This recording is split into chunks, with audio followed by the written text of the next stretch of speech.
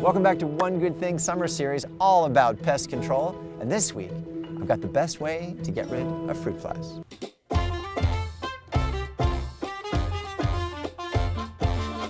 Number 1, you take a ball jar. Number 2, you put in 1/4 cup of apple cider vinegar.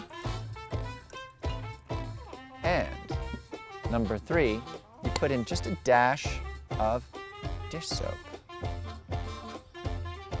The apple cider vinegar draws them in, but the dish soap traps them.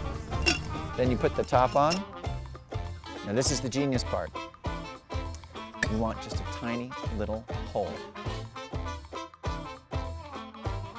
Of all the DIY fruit fly traps I've ever made, this one is my all-time best, and I hope it helps you out this summer. Let me know in the comments below.